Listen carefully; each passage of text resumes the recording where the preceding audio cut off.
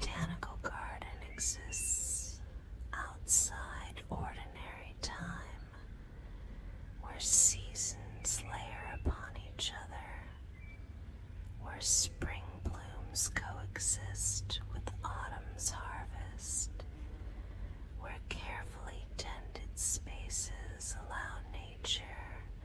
to reveal its most beautiful possibilities. Paths wind through cultivated wilderness with deliberate purpose, inviting wanderers to slow their pace, to notice details, to remember that growth cannot be rushed, only nurtured, only given the conditions it requires to flourish in its own perfect timing. Sunlight filters through leaves with the particular quality that belongs to morning in gardens, golden and gentle, warming soil that holds generations of careful cultivation, that remembers every seed planted, every root established, every flower that has bloomed and faded and returned again in nature's patient cycle. The light catches on dewdrops still clinging to petals, transforming ordinary moisture into prisms, into tiny celebrations of the miracle that water and sun and soil create together when given time, attention, the particular care that transforms wild growth into intentional beauty. Stone paths curve through carefully planned disorder, their surfaces worn smooth by countless footsteps, by generations of visitors who have sought refuge from the city's harsh geometry, from concrete and steel, from environments designed for efficiency rather than beauty, for speed rather than contemplation. The paths themselves teach lessons about journey, about the value of curves over straight lines, about the way indirect routes often provide richer experience, more opportunities for discovery, more chances to notice beauty that direct paths would bypass in their hurry to reach predetermined destinations. Glass houses rise like transparent cathedrals, their peaked roofs catching morning light, their glass panels creating prisms that scatter rainbow fragments across carefully tended beds. Fountains murmur their liquid conversations, water flowing from basin to basin in endless circulation, in demonstration of resource renewal, of the way careful systems can maintain abundance without depletion. The sound of water moving over stone provides percussion for the garden's symphony, joins with bee hum and birdsong and leaf rustle to create the particular acoustic signature that marks this as sanctuary. She arrives as she does every week, carrying the worn canvas bag that holds her tools, her gloves, the small personal items that transform work into pleasure, labor into love,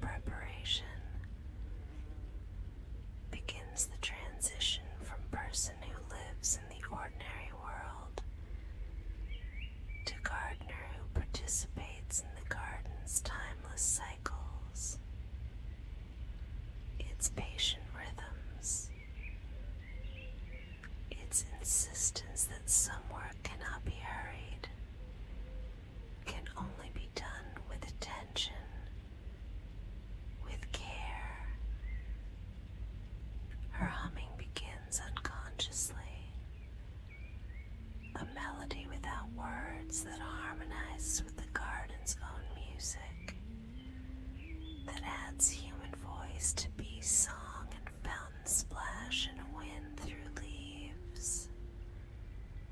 He approaches with the mixture of enthusiasm and uncertainty that characterizes those willing to try something new. His notebook suggests someone who prepares through study, who seeks to understand before attempting. The gloves he carries bear none of the marks of use, announce him as novice, as someone stepping into unfamiliar territory with hope that welcome awaits. The coordinator's introduction creates opportunity, creates partnership, creates the particular kind of connection that develops when experienced person guides newcomer, when knowledge passes from one generation to next, when community maintains itself through willing transmission of skills, values,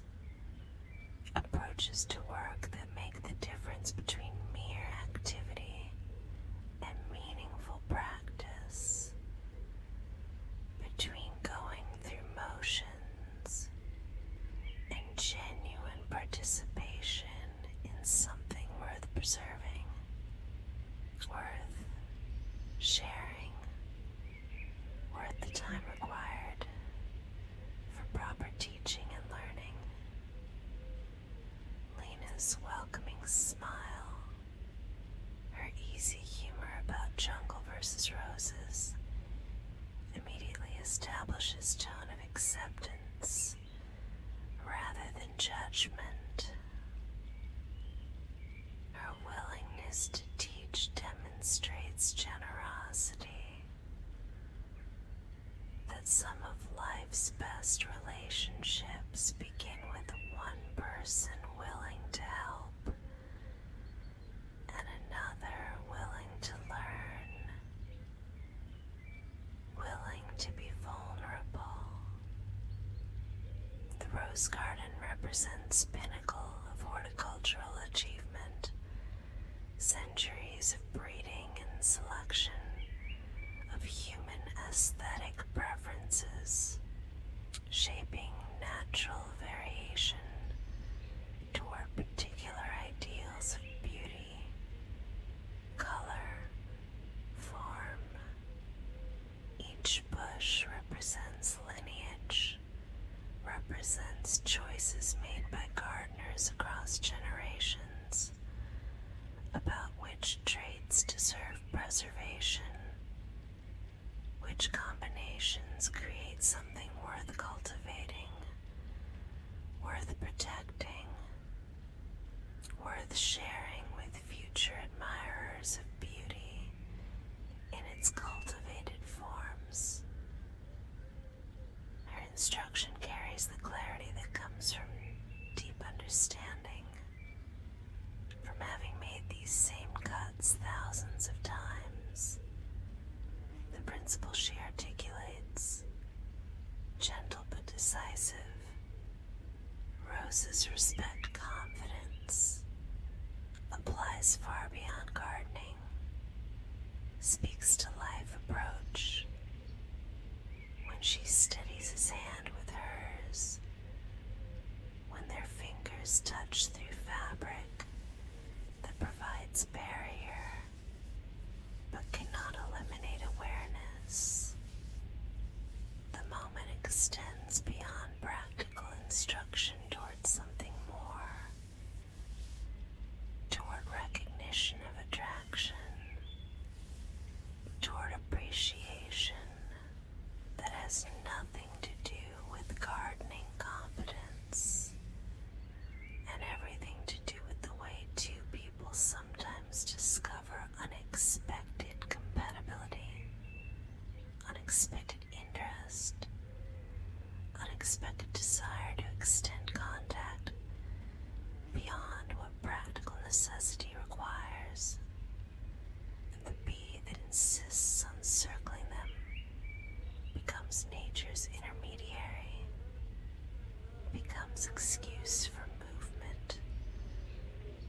proximity,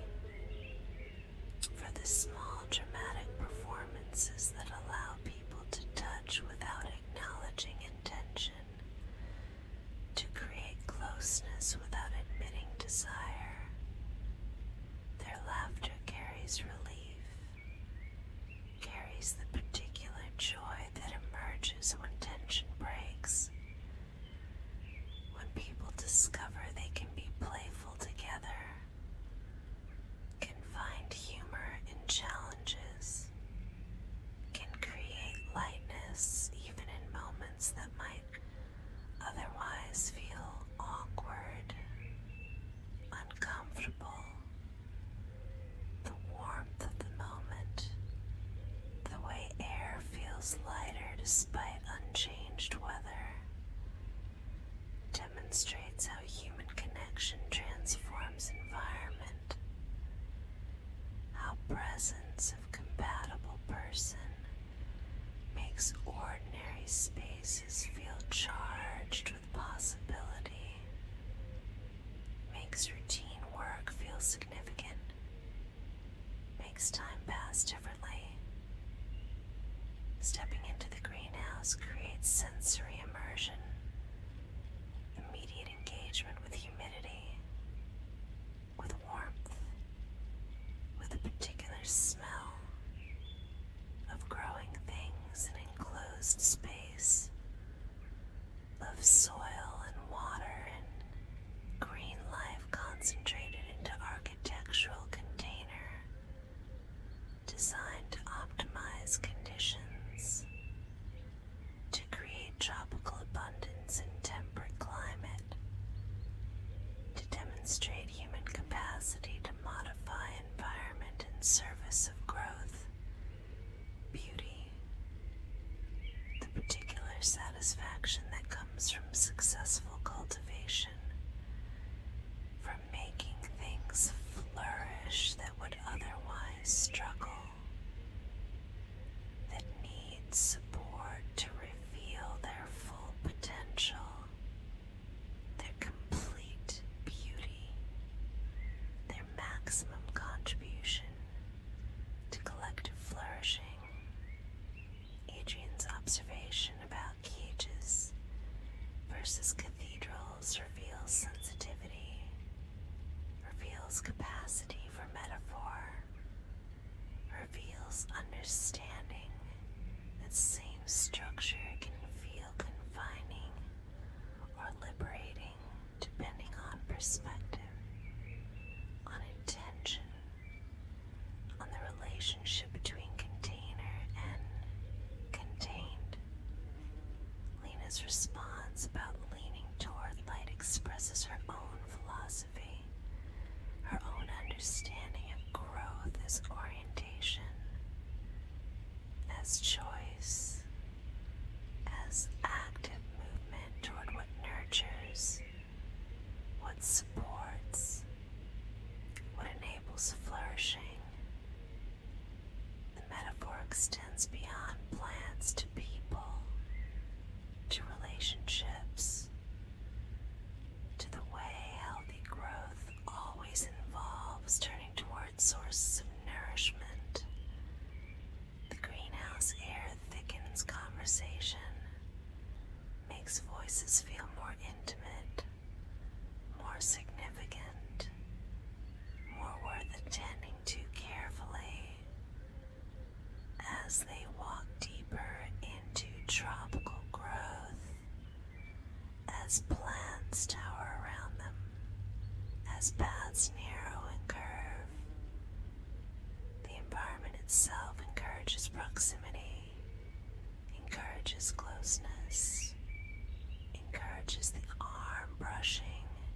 that might be accident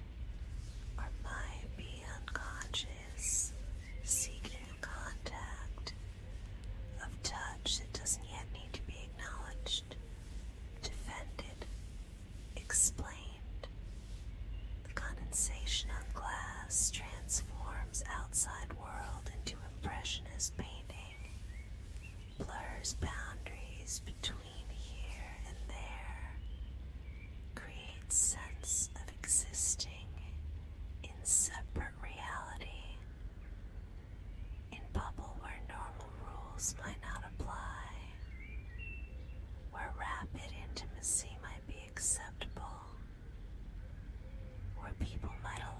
themselves to follow attraction more quickly than they would in spaces where external world maintains constant visibility, constant reminder of social conventions, constant pressure to maintain usual pace of acquaintance, friendship, romantic possibility. The fountain provides both literal and metaphorical refreshment, provides reason to stop working, to rest, to allow conversation to shift toward personal revelation, toward the kind of exchange that builds understanding. The wisteria creates natural canopy, creates shade that makes rest necessary. The vines demonstrate what happens when plants receive exactly what they need, when their natural growth patterns are honored rather than fought. The sharing of simple provisions, water bottle and orange, transforms functional necessity into communion, into sacrament, into recognition that feeding each other represents one of humanity's most basic forms of care, of connection, of the acknowledgement that we are responsible for each other's well-being, that we participate in each other's sustenance, that our lives intertwine through countless small exchanges of nourishment, attention, care that either builds toward community or remains merely transactional, merely practical, merely adequate to survival, without contributing to flourishing, to joy, to the enrichment that comes from genuine partnership, genuine mutual support, genuine commitment to each other's thriving. Lena's articulation of gardening is patience rather than skill, of plants blooming in their own time, makes explicit the metaphor that has been developing throughout their morning together. Adrian's application to people, his quiet recognition that same principle governs human growth, human relationships, human development toward fullest potential, demonstrates that he receives not just the surface teaching, but the deeper wisdom, that he's someone who thinks in patterns, who recognizes universal principles operating across different domains, who can learn from nature, from plants, from the cycles that govern all living things. Her gaze meeting his, the moment of held contact, of sustained attention without speech, communicates what words might diminish, might complicate, might make too explicit before both are ready. The eye contact allows energy to flow, allows recognition to deepen, allows each to confirm that interest is mutual, that attraction is reciprocated, that continued exploration might lead somewhere worth going, somewhere neither has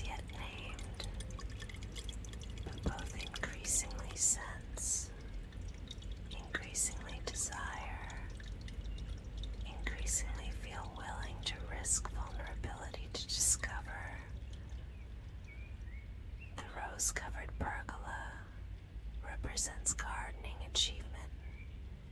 represents years of training vines, pruning growth, shaping living material into architectural form that serves both aesthetic and functional purposes. The narrowing path creates natural intimacy, creates excuse for closeness, creates environment where maintaining distance would require deliberate effort, would require active resistance to what the space itself suggests, encourages, almost demands. The tunnel of blossoms, the filtered golden light, the dappled patterns on faces and path, all combine to create setting that feels designed for significant moments. When Adrian stops, sets down his notebook, turns toward her with full attention, he signals shift from casual to intentional, from accidental to chosen, from possibility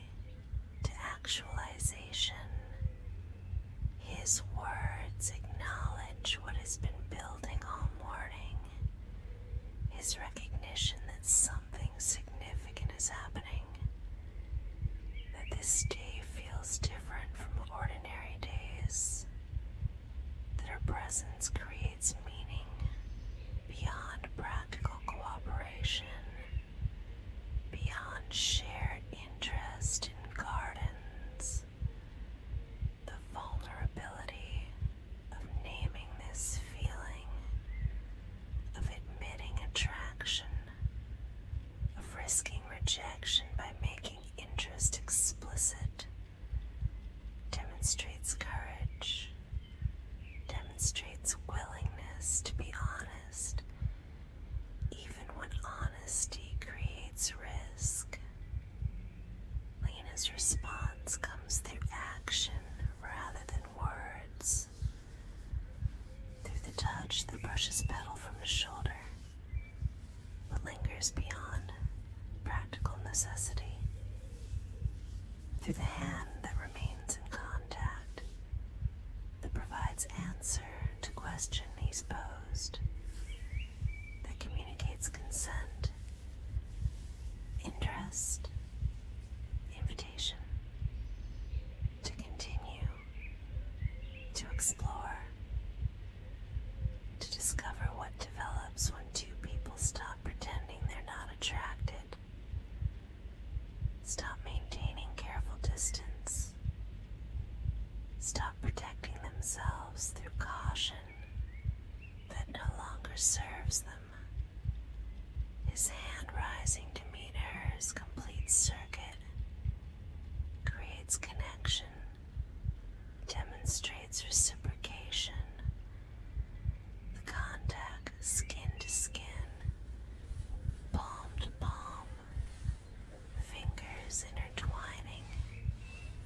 represents commitment to exploration, represents willingness to discover together what they might create, what they might become, what this attraction might develop into given time. His approach carries reverence appropriate to significant moments,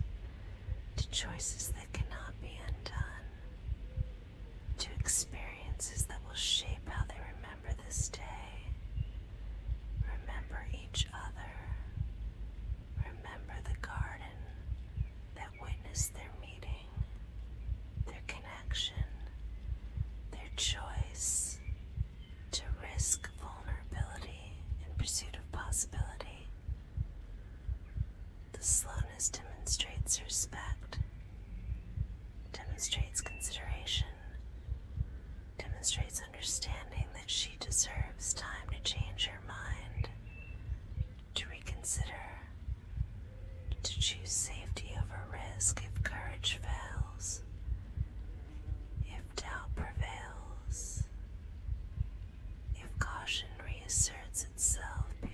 desire completes its work.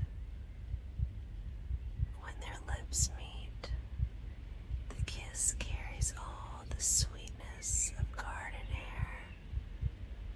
all the tenderness of morning light, all the promise of seeds planted in fertile soil. The contact begins gently, explores compatibility, discovers that physical chemistry matches intellectual compatibility, that attraction felt throughout morning translates into pleasure, into satisfaction, into confirmation that instincts were correct, that morning's growing interest was not misplaced, not wishful thinking, not imagination creating significance where only accident occurred. The kiss proves what both hoped, what both suspected, what both increasingly dared to believe as morning progressed through shared work, shared laughter, shared recognition of mutual appreciation that went beyond professional courtesy into territory of genuine personal interest, genuine romantic attraction, genuine possibility for partnership that might extend beyond today's volunteer shift into future, into relationship, into whatever forms two people create when they discover they want to know each other more deeply, more completely, more permanently. Her hands sliding to back of his neck, drawing him nearer, communicates enthusiasm, communicates desire for more rather than less. The blossoms swaying overhead, releasing fragrance as if in approval, demonstrates how environment participates in human experience, how nature witnesses, celebrates, supports the connections that form within its spaces. The garden has seen countless such moments, countless first kisses beneath rose pergolas, countless couples discovering each other amid carefully tended beauty. When they separate, foreheads resting together, both smiling, the moment carries perfection, carries satisfaction, carries recognition that something precious has been initiated, something worth protecting, something deserving of continued attention, continued care,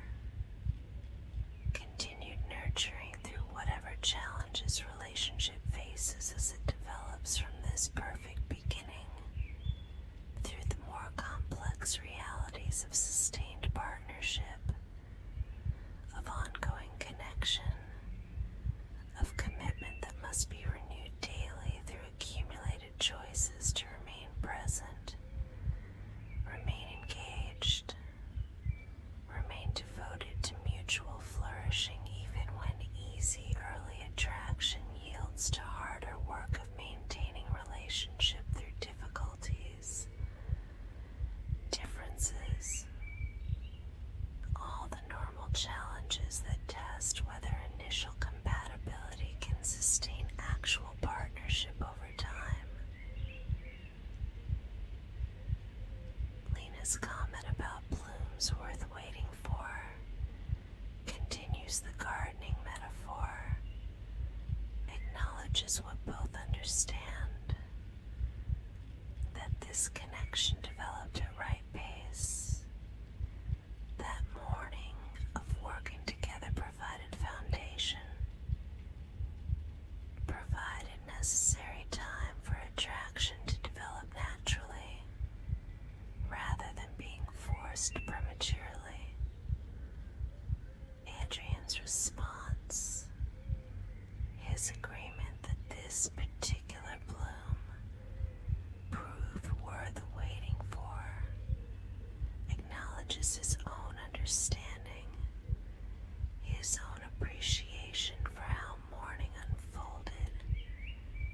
his gratitude that they took time to work together, to learn about each other through actions rather than mere words, to discover compatibility through cooperation before attempting romance. Their return through garden carries different energy, carries recognition that they are no longer merely fellow volunteers, but potential partners, potential beginning of story that might extend far beyond today's shift, beyond this season's garden work,